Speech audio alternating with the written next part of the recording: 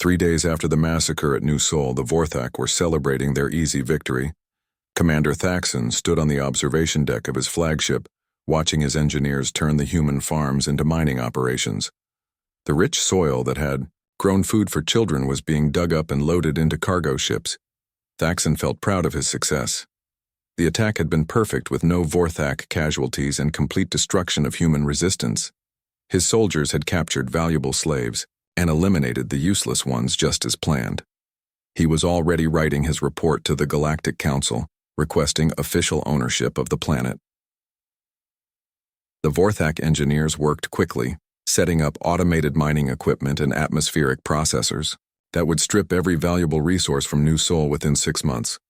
The planet would be left as a dead rock, but the profits would make the Vorthak Empire much richer. Then the sky began to change. At first it looked like a small cloud moving across the sun, but the cloud kept growing larger and darker until it covered half the sky. Thaxon ordered his sensors to scan the approaching objects, and the results made his confidence disappear like smoke. Over 800 human warships were dropping out of faster-than-light travel and taking positions around the planet. The lead vessel was so massive it looked like a metal moon, with weapons that could crack continents. Its name was painted in letters large enough to read from space. Vengeance General Kyung-ho stood on the bridge of his flagship, looking down at the world where human children had been murdered.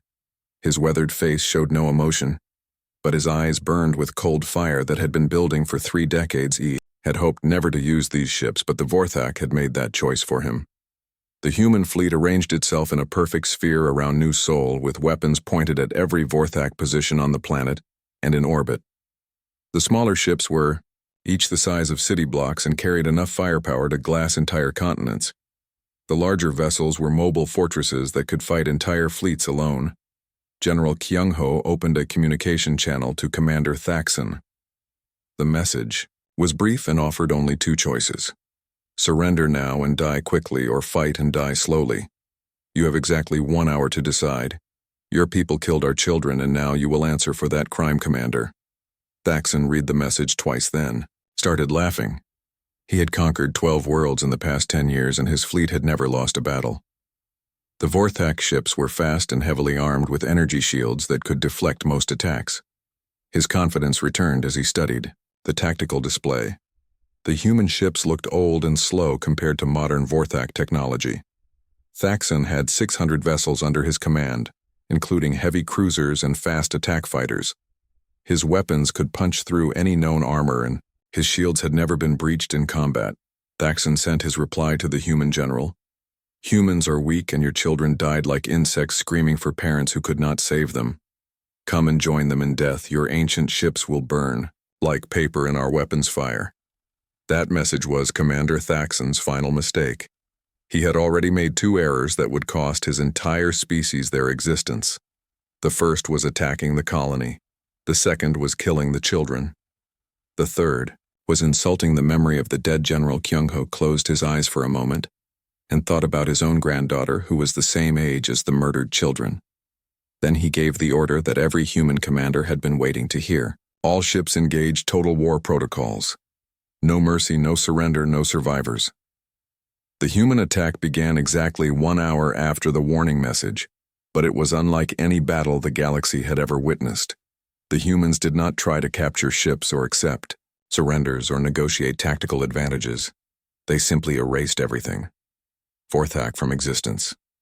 Captain Soo-hyun's ship, the Righteous Fury, dove straight through a formation of Vorthak fighters that should have torn her vessel apart. But somehow, their weapons missed while her return fire struck with impossible precision. Every shot found critical systems, every missile hit exactly where it would cause maximum damage.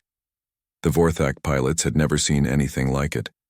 The human ships moved, as if they knew where every attack was coming from before it happened. Their weapons fired with accuracy that seemed to violate the laws of physics. Their shields absorbed damage that should have destroyed them. Sergeant Kyung-ho led the ground assault. A New Sol with a company of human marines who had volunteered for the most dangerous mission. They dropped from orbit in armored pods that crashed like meteors into the Vorthak positions. The impact should have killed them, but they emerged from the craters ready to fight. The Vorthak ground forces tried to establish defensive positions around their mining equipment, but the human soldiers fought with a fury that defied all tactical analysis. They moved through enemy fire as if it could not touch them. They struck with precision that came from rage focused into pure military efficiency. The battle was not just physical combat. The quantum resonance from the crystal caves was amplifying human emotions and transmitting them across space. Every human warrior could feel the echo of murdered children guiding their actions. They fought not just for victory, but for justice. Young Ho and his Marines found the place where the 12 children had been executed. The small bodies were still there, surrounded by scattered toys and personal belongings. Each discovery made the human soldiers more dangerous, as if the universe itself was empowering their quest for vengeance. They found little Junho's lunchbox with his name written in crayon. They found baby Nara's first walking shoes still tied with bright ribbons. They found Hyun's songbook filled with drawings of flowers and butterflies. Each item was carefully collected and preserved as evidence of the crime. But most importantly, they found Hana alive. She had been hiding in the crystal caves for 3 days, drinking water that seeped through the rocks and eating emergency rations from an old survival kit. Her clothes were torn and dirty, her face was streaked with tears, but she was breathing and conscious and desperately afraid. Sergeant Young-ho found her curled up in the deepest part of the cave system, clutching the blue crystal stone she had discovered on that last peaceful day. She looked up at him with eyes that had seen too much horror for any child and asked the question that would haunt him forever. "Are you here to save us?" she whispered. Young-ho knelt down beside her and carefully lifted her into his arms. His own daughter lived safely on Earth and was exactly Hana's age. He thought about how he would feel if someone hurt his child, then pushed that thought away before it could overwhelm him. "Yes, little one," he said gently. "We are here to save you, and we are here to make sure this never happens to any child ever again." The space battle ended 6 hours after it began. Not a single Vorthak ship escaped the human fleet. Commander Thaxon's flagship was the last to die, and General Kyung-ho made sure the alien commander watched every other vessel in his fleet get destroyed before the Vengeance fired its final shot. On the planet's surface, the Vorthak mining operation was completely dismantled. Every piece of equipment was destroyed, every structure was demolished, every trace of their presence was erased. Human engineers began the careful work of restoring the soil and replanting the crops, but the humans were not finished with their response. General Kyung-ho sent identical messages to every world in Vorthak space.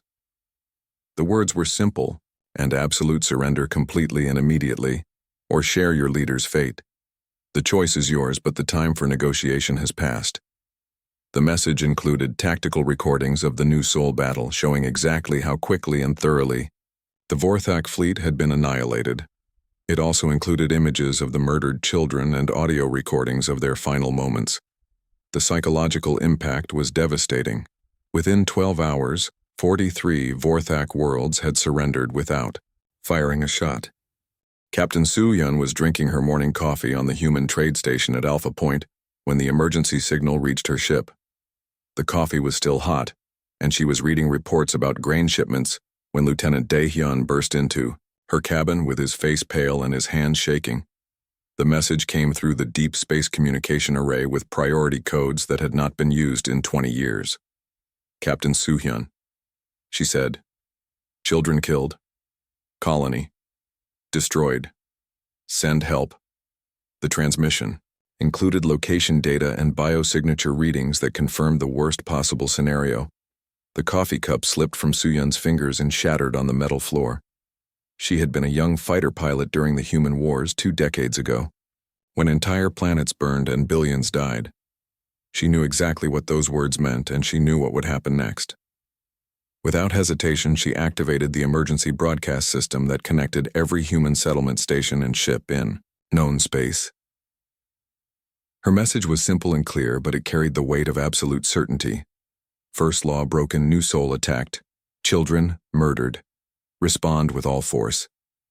The signal traveled at faster than light speed through quantum relay networks, reaching human communities scattered across hundreds of star systems. Within minutes, every human in the galaxy knew that someone had done the unthinkable. They had killed human children on Earth in the rebuilt capital city of New Geneva. Admiral Jisoo was attending a peace conference with ambassadors from 12 different alien species. The meeting room was filled with elegant furniture and diplomatic protocols when her personal communicator buzzed with the emergency code. Admiral Jisoo read the message twice to make sure she understood correctly. Then she stood up very slowly, her face changing from its normal friendly expression to something that made the alien diplomats suddenly feel afraid. They had never seen a human look like that before. "Excuse me," she said in a voice that was quiet, but somehow filled the entire room. "You all need to leave this building immediately. All of you. Right now." The ambassadors started to ask questions, but Admiral Jisoo was already walking toward the military communications center. The Zilonian ambassador tried to follow her, asking what was wrong, but Admiral Jisoo turned around and the alien stepped backward without meaning to. There was something in her eyes that spoke of violence and death and consequences that could not be avoided. Within 1 hour, every retired human soldier on Earth was putting on their old uniforms. Weapons that had been stored in museums were being loaded onto military transports. Shipyards that had been building peaceful cargo vessels started retooling their assembly lines for warships. The message reached New Busan, a farming world where Colonel Wu Jin had been teaching his 8-year-old son how to repair the big machines that harvested their crops. The boy was laughing and getting his hands dirty when the emergency signal interrupted their peaceful afternoon. Colonel Wu Jin read the message and felt something cold settle in his chest. He kissed his son's forehead and told him to go find his mother. Then he walked to the military base that he had not entered since retiring 5 years ago. The security guard saw him coming and opened the gates without asking questions. By evening, the entire planet was mobilizing. Farmers who had been soldiers left their fields. Teachers who had been officers left their classrooms. Engineers who had been naval technicians left their peaceful projects. Every human who had ever served in the military remembered their oath to protect human children. Mining colonies received the message while their workers were deep underground pulling precious metals from dead planets. These were tough humans who spent their lives in dangerous places where one mistake could kill everyone. They climbed out of their mines and looked up at the stars with a new purpose. On the science stations where brilliant humans studied distant galaxies and strange physics. The message interrupted important research projects. Doctors stopped their experiments. Engineers stopped their calculations. Astronomers stopped watching distant stars. All of them had the same thought: someone would pay for this. But the most important place the message reached was a hidden world called Sanctuary that did not appear on any public star charts. This was where the human military kept their greatest secret, the Rage Fleet. These were ships built after the human wars designed for one terrible purpose. General Kyung-ho was 70 years old and had hoped never to receive this message. He sat in his office looking at the words on his screen for a long time, remembering the faces of children he had failed to protect during the last Great War. Then he pressed a red button that had been waiting for 30 years. All across Sanctuary, military bases that had been quiet suddenly came alive with activity. Ships that had been sleeping in underground hangars powered up their engines. Weapon systems that had been maintained but never used began their startup sequences. The Rage Fleet consisted of vessels that most humans did not know existed. They were built with technology captured during the human wars and improved with decades of angry engineering. Every ship was designed to make enemies regret their choices. Every weapon was created to deliver absolute justice. General Kyung-ho sent orders to human military commanders throughout the galaxy. The message was simple and final: prepare for total war. No prisoners, no mercy, no exceptions. The first law has been broken, and we will respond accordingly. On merchant vessels traveling the space lanes, human crews received the message and immediately changed course toward military rally points. Cargo ships became troop transports. Passenger liners became hospital ships. Even small private vessels joined the growing fleet. The message reached human explorers on the edges of known space where they had been mapping new star systems and searching for habitable worlds. They abandoned their peaceful missions and turned their ships toward home, ready to join whatever force was being assembled. In human colonies where families lived quiet lives, growing food and raising children, the message created a transformation that alien species had never witnessed. Peaceful farmers became grim soldiers. Gentle teachers became strategic planners. Happy parents became instruments of vengeance. The psychological effect of the message was amplified by the quantum resonance broadcast from New Sol. The crystal caves that Hana had played in carried more than just her tragedy. They transmitted the emotional echo of every murdered child, the collective pain of destroyed innocence. Every human who received that signal felt it in their bones and their hearts and their souls. They did not just know that children had been killed. They felt the children dying. They experienced the terror and confusion and desperate hope that help would come. Young humans who had never known war suddenly understood why their parents sometimes woke up screaming from nightmares. Old humans who had tried to forget the violence of their youth felt familiar rage burning in their chests again. The Vorthak Empire had no idea what they had unleashed. Commander Thaxon was busy organizing his victory celebration while his engineers surveyed New Sol for mining opportunities. He planned to send a report to the Galactic Council requesting official recognition of his conquest. His intelligence officers assured him that humans were scattered and weak, with no central government that could organize effective resistance. The report showed that most human settlements were peaceful farming communities with minimal defensive capabilities. But those reports were 30 years old, based on observations made after the human wars, when humans had deliberately chosen isolation and pacifism. The Vorthak did not understand that human peace was not weakness. It was a choice that could be changed. As night fell across human space, the mobilization continued. Ship after ship launched from hidden bases and secret facilities. Weapons factories that had been producing farming equipment switched to military production. Veterans who had been living quiet retirement lives said goodbye to their families. The Derriere Galaxy was about to remember why the first law existed and why some species should never be threatened. The humans were not just preparing for war. They were becoming war itself, focused and directed and absolutely unstoppable. The emergency session of the Galactic Council was the largest gathering in recorded history. Representatives from 800 different species crowded into the massive chamber on Harmony Point Station, while emergency broadcasts carried the proceedings to every civilized world in the galaxy. Elder Morvok, the ancient Zephyrian who served as council leader, looked tired and old as he called the meeting to order. His species had lived for thousands of years, and he personally remembered the human wars that had torn the galaxy apart 3 decades ago. He had helped write the first law, and now he watched helplessly as the consequences of breaking it unfolded. The destruction of the Vorthak Empire had taken only 5 days from the first human attack to the final surrender of their homeworld. 43 planets had given up without a fight after seeing recordings of what happened to Commander Thaxon's fleet. The remaining Vorthak worlds were now under human military occupation. Ambassador Krex from the hegemony of United Worlds stood up to address the council. His blue skin was pale with fear and his voice shook as he spoke.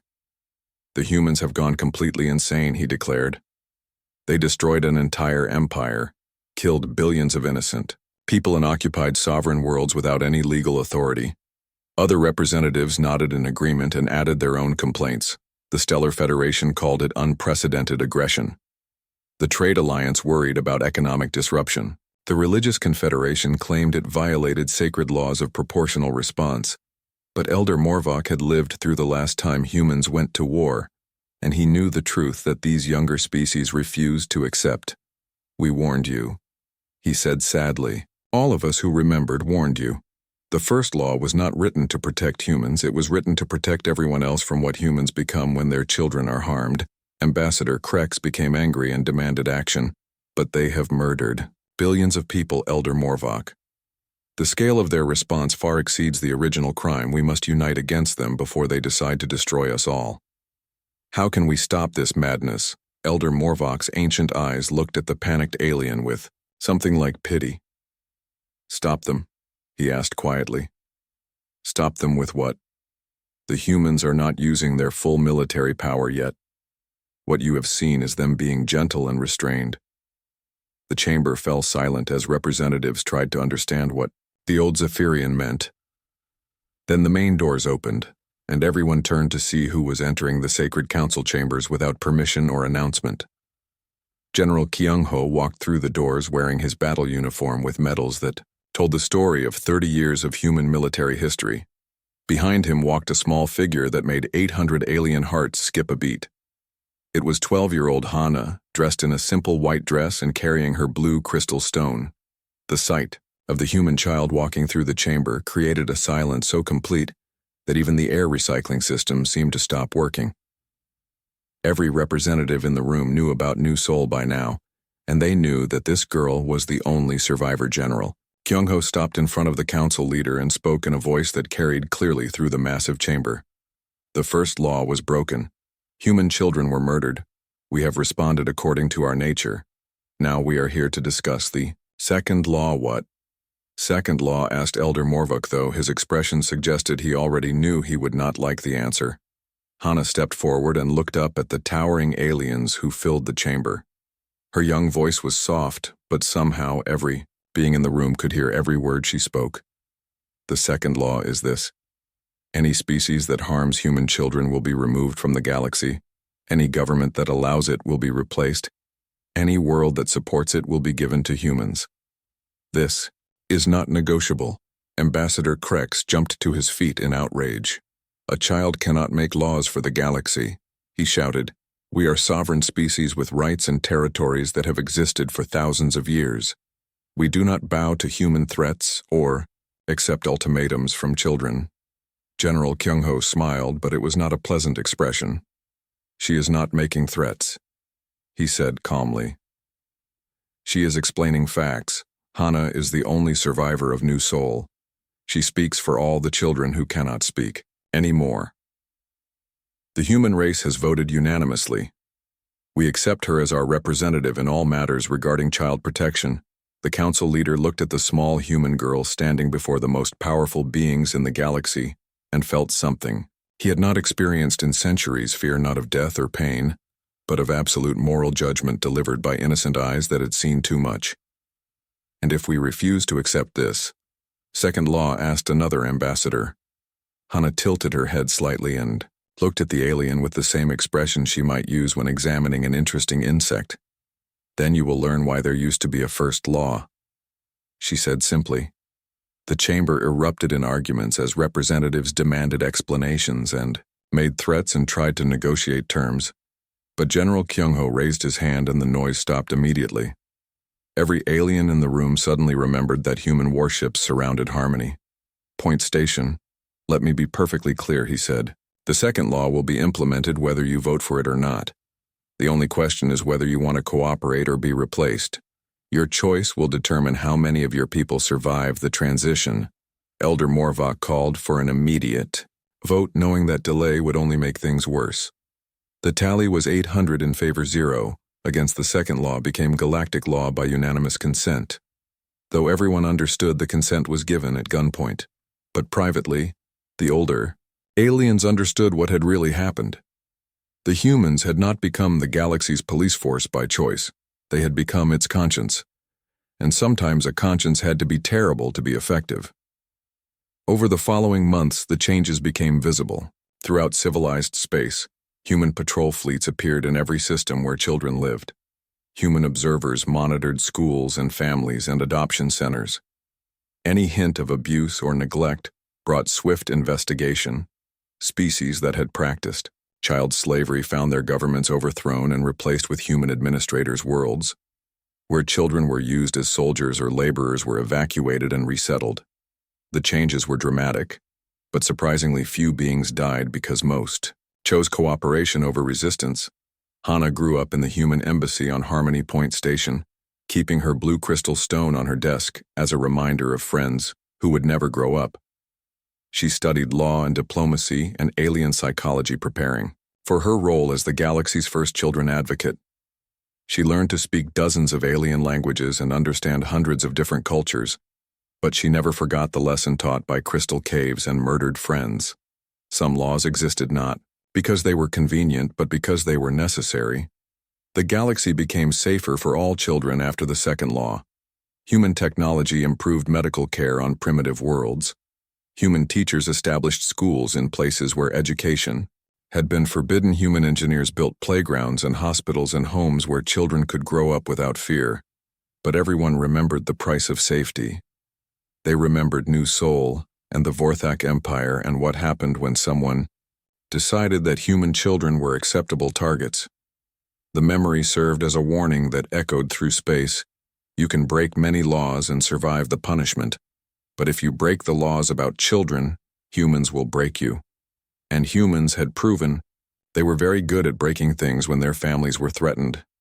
The blue crystal still sparkled on Hana's desk years later, when she became the most powerful diplomat in galactic history. Sometimes she would hold it and remember Minho and Yuna and all the other friends who never got to see the safer galaxy their deaths had created.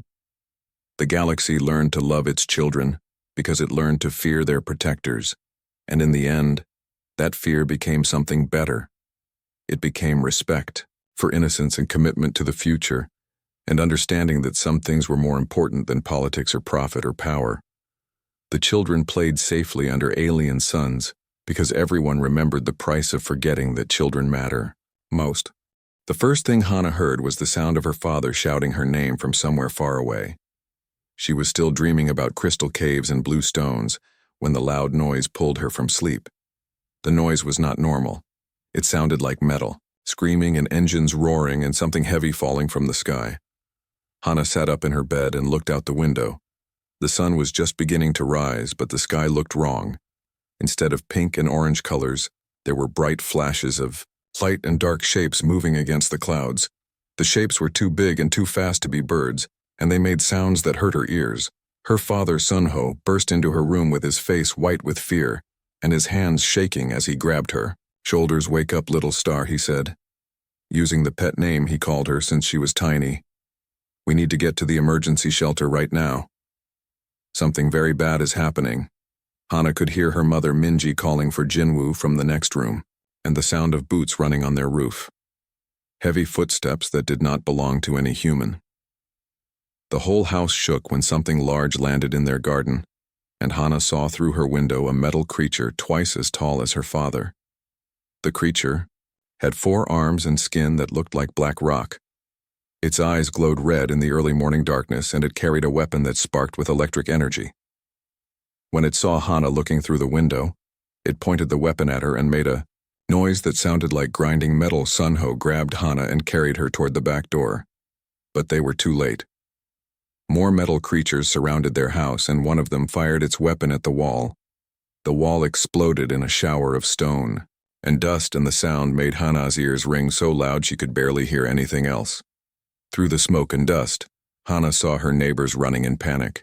The Kim family from next door was trying to reach their vehicle, but the metal creatures were faster. Mrs. Kim was carrying her baby while Mr. Kim pushed their older children toward the woods, but bright flashes of light cut them down before they could reach safety.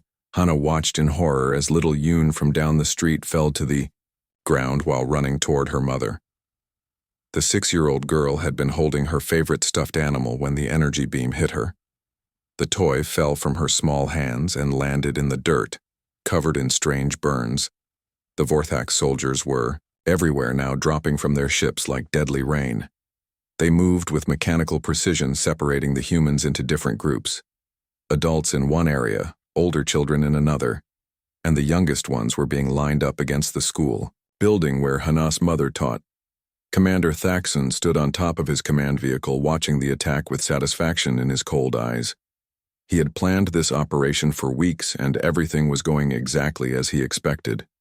The humans had no weapons to fight back, no defenses to protect themselves, and no way to call for help.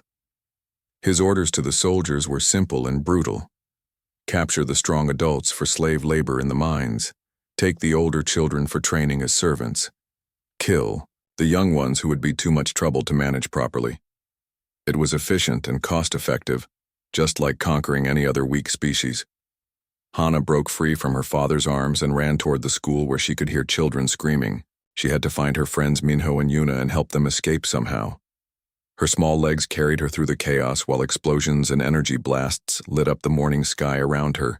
She found Minho hiding behind an overturned farming vehicle. With tears streaming down his face, his parents and little sister were gone, taken by the metal creatures just minutes ago. All he could do was whisper their names over and over while holding a small tool his father had given him. Yuna was crouched behind the school building trying to protect her baby brother. But the Vorthak soldiers found them anyway. They grabbed the crying infant from her arms and threw him aside like he was nothing more than garbage. Yuna screamed and tried to fight them, but she was just a 12-year-old girl against armored warriors, from her hiding place behind a broken wall. Hana watched the soldiers separate the captured children into different groups. The older ones, like her brother Jinwoo, were being loaded onto transport ships. The medium-aged children were being marked with strange symbols burned into their skin, but the youngest children, the ones under 8 years old, were being lined up against the school wall where Hana had played games just yesterday. There was little Yunho, who always shared his lunch with anyone who was hungry. There was baby Nari, who had just learned to walk and loved to chase butterflies in the garden. There was Hyun, the boy who sang beautiful songs during community gatherings and made everyone smile with his sweet voice. There were 12 small children total, all of them too young to understand what was happening to them. They held hands and cried for their parents, who could not help them anymore. Commander Thaxon walked over to inspect the youngest group. He looked at them with the same expression someone might use when examining broken machinery. He spoke to his soldiers in the harsh Vorthak language, giving them their final orders about what to do with the useless. Once the soldiers raised their energy weapons and pointed them at the children. Hana felt something break inside her chest. Not her body, but something deeper. Something that connected her to hope and innocence, and the belief that good things happened to good people. She wanted to scream, but no sound came from her throat. The weapons fired together, creating a flash of light so bright it turned the world white for several seconds. When Hana's vision returned, the 12 small children were lying, still on the ground, their favorite toys scattered around them like forgotten memories. Hana looked down at the blue stone still in her pocket, the one she had wanted to show her mother. The stone seemed duller now, as if the light inside it had died, along with her friends. She did not know about the emergency beacon hidden in the school building that had been sending signals into space since the attack began. She did not know that those signals were traveling faster than light toward human colonies and military bases scattered across the galaxy. She did not know that her small tragedy was about to become the spark that would ignite something terrible and beautiful and absolutely necessary.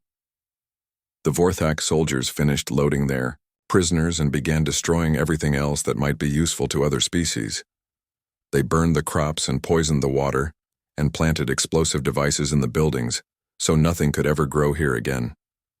Commander Thaxon stood among the ruins of New Sol Colony, feeling proud of his efficient victory. He had proven that humans were weak and that old laws were meaningless. His empire would be stronger now, and other species would fear the Vorthak name. But deep in the crystal caves where Hana had played with her friends just yesterday, something was stirring. The caves had special properties that the humans never fully understood. They amplified certain types of energy signals and broadcast them across vast distances, through space. The emergency beacon was not just sending a simple distress call, it was sending something much more powerful. The psychic echo of murdered children, the emotional resonance of a community, destroyed the collective scream of innocence, betrayed, and that scream was already reaching human ears across the galaxy. The morning sun painted the sky pink and orange over New Sol Colony, as 12-year-old Hana ran through the tall grass fields toward her favorite place in the whole world. The crystal caves sparkled like diamonds when sunlight hit them just right. And today was going to be perfect for exploring with her two best friends. Minho was already waiting by the cave entrance when Hana arrived. He was the same age as her, but taller, and always carried a small bag of tools his father gave him. For fixing things, Minho loved to take apart old machines and put them back together, which sometimes worked and sometimes did not. His dark hair stuck up in funny directions because he never remembered to comb it properly. Yuna came running down the hill a few minutes later, carrying her baby brother on her back like their mother taught her. She was the smartest kid in their school, and could read books that even the older children found difficult. Her little brother giggled and reached for the shiny cave crystals with his tiny hands. The three friends had been exploring these caves for 2 years ever since Hana's family moved to this part of the colony. The caves were not deep or dangerous, just perfect hiding spots filled with pretty rocks and strange formations that looked like frozen waterfalls. The adults said the caves were made millions of years ago, when this planet had different weather. New Sol Colony was home to 5,000 humans who came here 30 years ago when Hana's parents were still children themselves. The people wanted a quiet place far from the big space roads where merchant ships and military fleets traveled all the time. They picked this planet because it had good soil for growing food, clean water for drinking, and air that humans could breathe without special masks. Most families lived in simple houses made from local stone and metal, brought from their old ships. The houses had solar panels on the roofs and small gardens where people grew vegetables and flowers.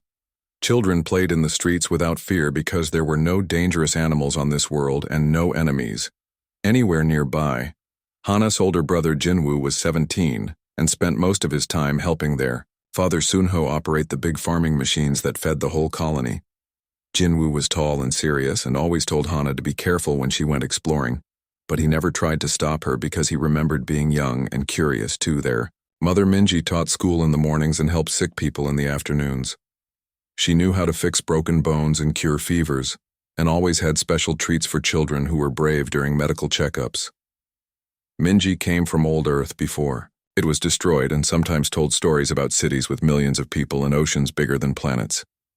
The colony had everything humans needed to live good lives. Farmers grew rice and vegetables in the fertile valleys. Engineers maintained the power systems and water pumps. Teachers educated the children and doctors kept everyone healthy. There were even artists who painted pictures and musicians who played songs in the evening when work was finished. But the most important thing about New Sol Colony was that it had no weapons except simple hunting tools for catching small animals. The colonists chose this life on purpose. They remembered the terrible wars that destroyed their homeworld and killed billions of people. They wanted their children to grow up without knowing about violence and death and fighting. The Galactic Council knew about the human colony, but left them alone. There was an ancient law written long ago when humans first appeared in space travel. The law was simple and clear. It said, "Never harm human children for their parents become demons." Most aliens thought this law was strange because humans looked weak and soft compared to other species. Aliens had thick skin or sharp claws or poison or natural armor, but humans seemed to have nothing special about their bodies. They were not very strong or very fast, and they got hurt easily. But the old alien leaders who wrote that law remembered something that younger species had forgotten. They remembered the human wars and what happened when humans got angry about their families. On this peaceful morning, Hana found a beautiful blue stone deep in the crystal caves. It was perfectly round and smooth and seemed to glow with its own inner light. Put it carefully in her pocket to show her mother later. Minho discovered a strange metal piece that might have fallen from a spaceship years ago, and Yuna collected pretty crystals to study under her microscope at home. The children played games and told jokes and shared the lunch that Yuna's mother packed for them. They talked about their dreams for the future. Minho wanted to build spaceships that could travel faster than light. Yuna wanted to become a scientist and discover new planets. Hana wanted to explore the whole galaxy and meet friendly aliens from different worlds. None of them knew about the dark moon called Zerion, where something terrible was being planned. Commander Thaxon of the Vorthak Empire stood in his war room, looking at detailed reports about New Sol Colony. His advisors showed him pictures of human farmers and their children and told him about the rich soil and clean water that could make the Vorthak very wealthy. The Vorthak were a young species, compared to the ones who made the first law. They had never fought humans before and only heard old stories that seemed like lies told to scare children. Thaxon was ambitious and wanted to prove that his people were strong enough to take whatever they wanted from weaker species. His military advisors reminded him about the first law, but Thaxon laughed and called it ancient nonsense made by cowardly old aliens who wanted to keep the best planets for themselves. He looked at the reports again and saw only defenseless farmers with no army and no weapons that could fight back against advanced Vorthak technology. Thaxon made his decision that day. He would attack New Sol colony, capture or kill all the humans, and claim the planet for the Vorthak Empire. It would be quick and easy and would show the galaxy that his people were not afraid of old laws or ancient warnings. He ordered his fleet to prepare for immediate departure, back on New Sol. Hana's father Sunho was teaching Jinwoo how to repair the atmospheric processors that kept their air clean. It was important work that required patience and skill, and Sunho was proud that his son learned so quickly. The two of them worked together in comfortable silence while the machines hummed softly around them. Minji finished her teaching duties and walked home through the colony center where people greeted her with smiles and waves. Everyone knew each other in this small community and families helped each other during difficult times. Children played in the fountain while their parents discussed the harvest and planned community celebrations. As the sun began to set, Hana returned home with her special blue stone and stories about her adventure in the caves. She helped her mother prepare dinner while Jinwoo and their father washed up from their work. The family sat together around their table, sharing food and conversation like thousands of other families across the colony. Nobody on New Sol knew that this was their last normal day. Nobody knew that Vorthak warships were already traveling through space toward their peaceful world. Nobody knew that the galaxy was about to learn why the first law existed and why some rules should never be broken. The blue stone sparkled in Hana's pocket as she drifted off to sleep that night, dreaming of tomorrow adventures with her friends. She did not know that her small, innocent life was about to change everything. She did not know that she would soon become the reason why the entire galaxy would tremble with fear.